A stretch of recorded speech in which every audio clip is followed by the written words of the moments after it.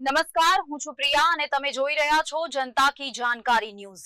નજર કરીએ આજના સમાચાર ઉપર। ડીસા તાલુકાના ચંદાજી ગોળિયા ગામે શ્રી વીર મહારાજનો દ્વિદિવસીય પ્રાણ પ્રતિષ્ઠા મહોત્સવ યોજાયો હતો।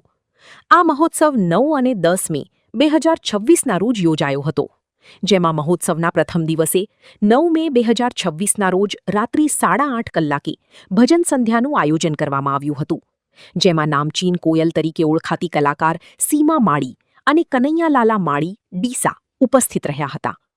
આ ભજન સંધ્યા મોડી રાત સુધી ચાલી હતી અને ભજનોની રમઝટ જામી હતી અને નાચગાન સાથે સમસ્ત ગ્રામજનો ઝૂમી ઉઠ્યા હતા, જેમાં મોટી સંખ્યામાં ગ્રામજનો અને ભક્તો ઉપસ્થિત રહ્યા હતા। ઉપસ્થિત લોકોએ ભજનોનો આનંદ માણ્યો હતો। આ સમગ્ર આયોજન સ્વ સોનાજી કેરાજી સોલંકી પરિવાર દ્વારા કરવામાં આવ્યું હતું। પરિવારે કાર્યક્રમમાં ઉપસ્થિત મહેમાનો, સરપંચો, આગેવાનો, યુવાનો અને કલાકારોનું શાલ ઓઢાડી સ્વાગત કર્યું હતું। મહોત્સવના બીજા દિવસે 10 મે 2026ના રોજ સવારે મૂર્તિ સ્થાપના, હવનયજ્ઞ અને ભોજન પ્રસાદનું આયોજન કરવામાં આવ્યું હતું। હવનયજ્ઞમાં ગ્રામજનો સહિત અનેક લોકોએ આહુતિ આપી હતી।